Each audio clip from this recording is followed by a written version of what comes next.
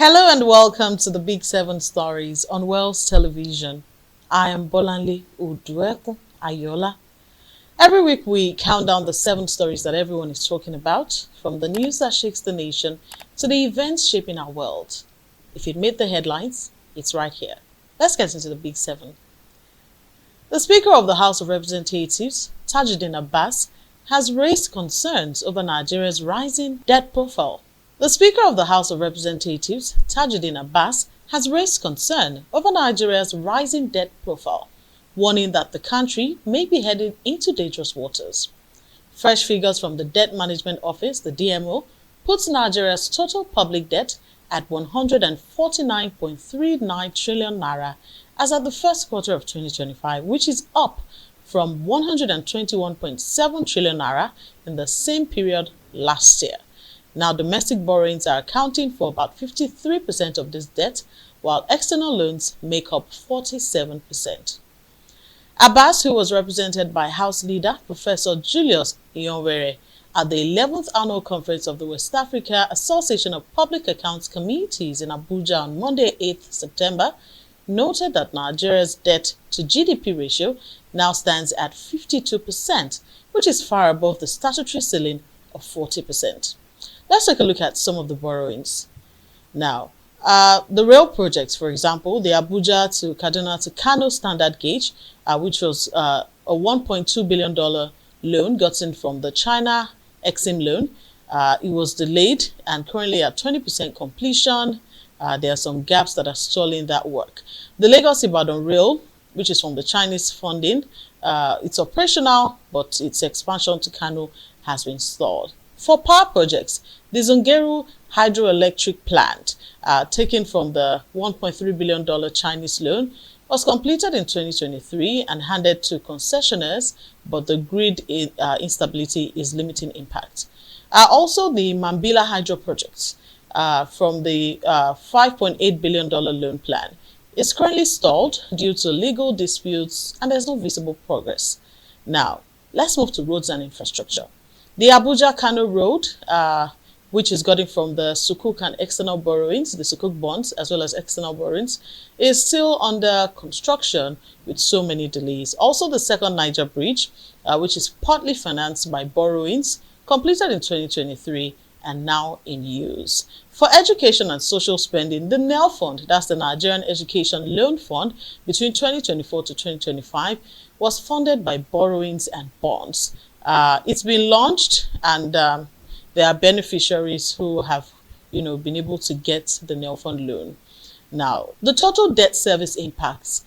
Over 73% of revenue in 2024 went to servicing debt, leaving the fiscal space for these projects. Many Nigerians are asking, it's not just about the borrowing. What are the things that these borrowings have been used to? And how well are these things and these projects serving Nigerians? On our second story, the National Assembly during the week barred Kogi lawmaker Senator Natasha Akpoti-Uduaghan from resuming her seat in the Senate following her suspension. Now, the controversy actually stems from a ruling by Justice Binta Nyako, who had ordered the senator to apologize to the court for remarks deemed offensive. Now, instead of complying, Senator Akpoti-Uduaghan re-appealed the judgment. And many critics have said that this move weakened her case and prolonged her absence from the chamber.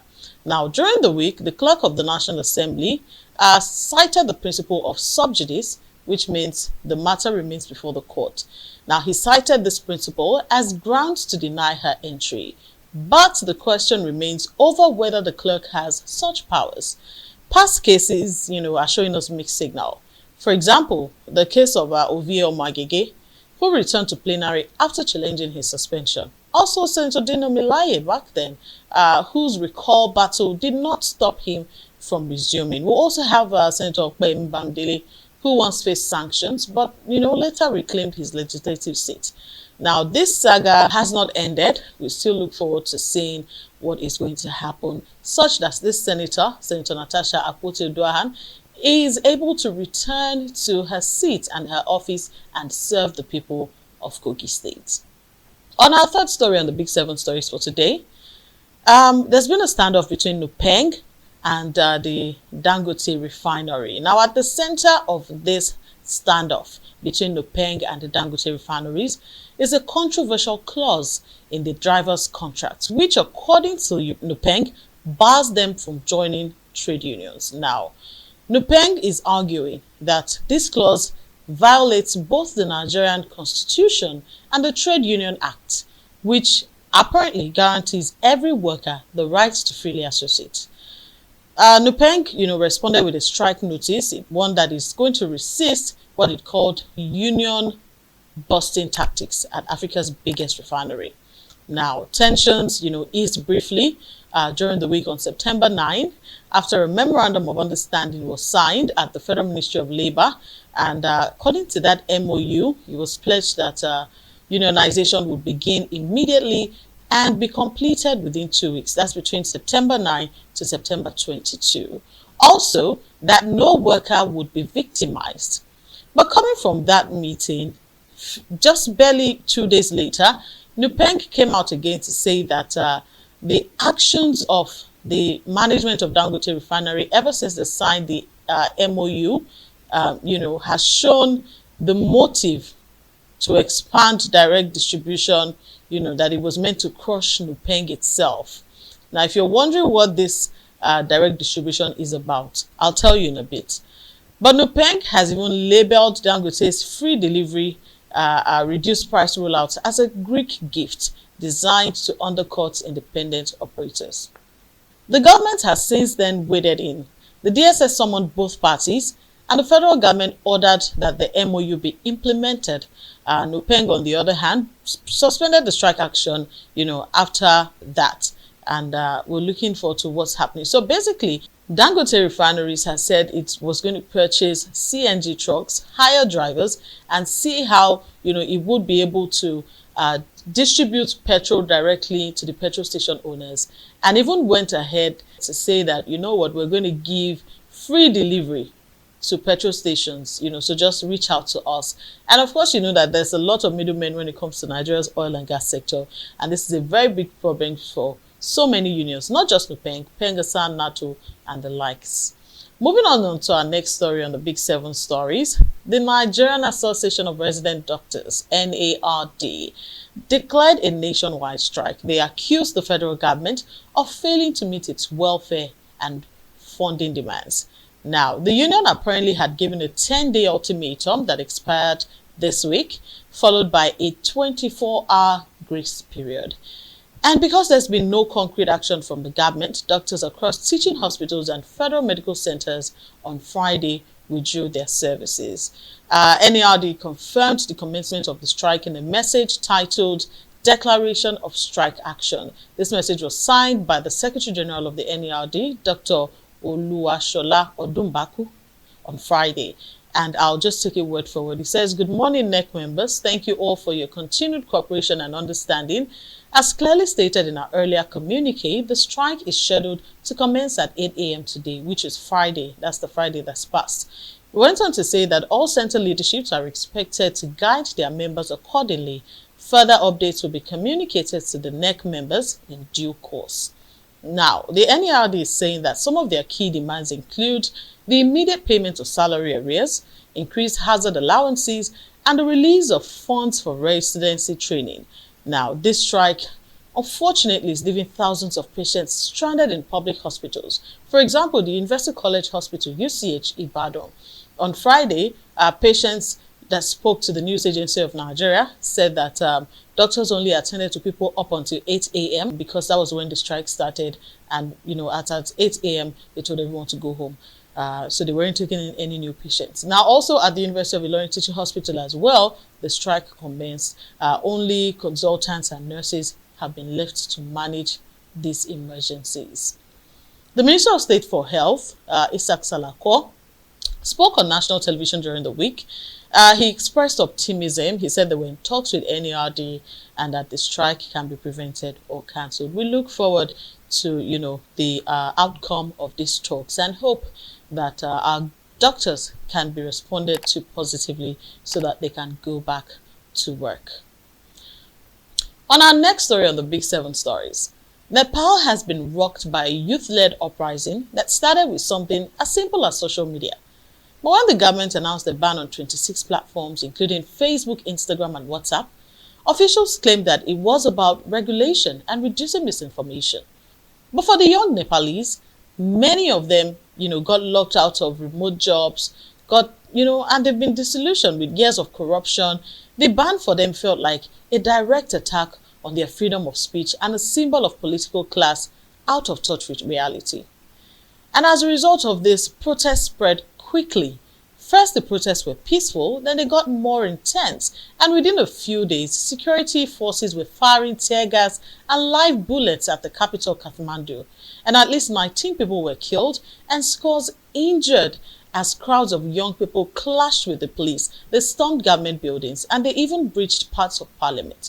Now, many critics have said that it's due to the government's heavy-handed response, that the tensions got inflamed. It turned the digital rights protest into a full-blown movement against corruption, nepotism, and misrule. As a matter of fact, Nepo babies was trending heavily on X. Now, this fallout has been historic.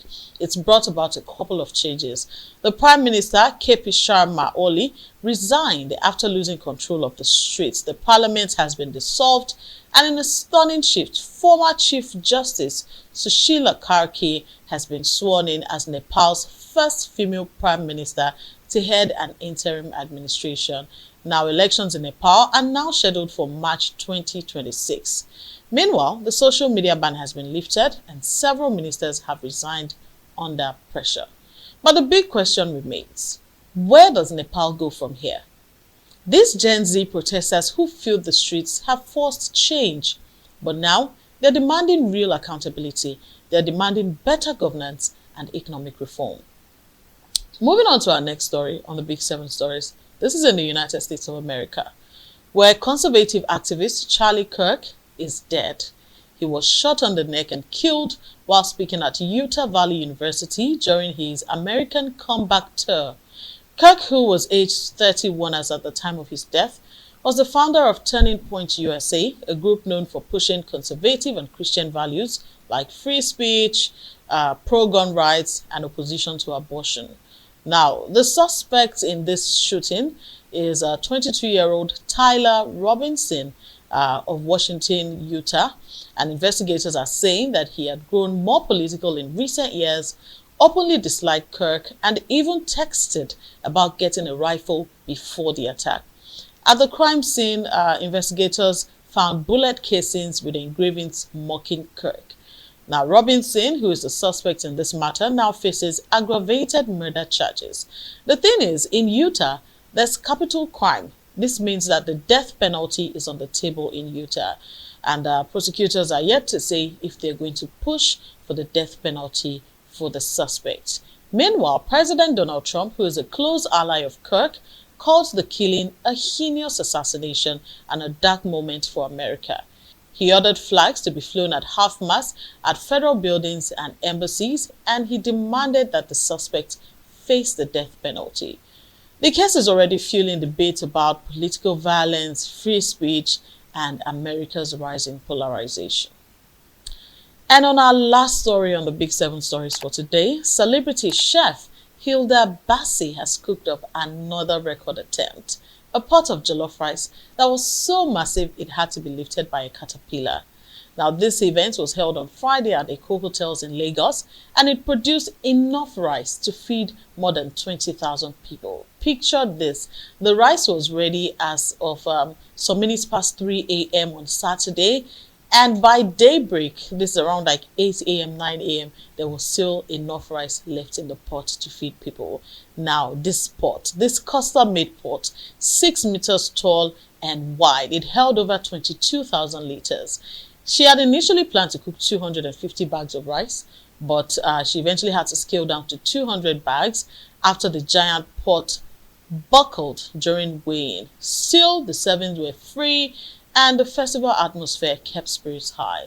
Now, obviously, like every other thing in this world, not everyone was impressed. Some critics called it quantity over quality, whereas the Nigeria-Ghana jollof was came to light again on social media. But for Nigerians, it was a proud, tasty spectacle despite the numerous challenges she faced. Whether smoky, spicy, or loaded with meat, Hilda has set the bar and the pot sky high. And that's how the week looked. 7 big stories, 1 clear picture. Thank you for watching the Big 7 Stories on Wells Television. I am Bolanle Udueku Ayola. Remember, news doesn't end when the bulletin does. So stay curious, stay informed, and I'll see you next week with another Big 7.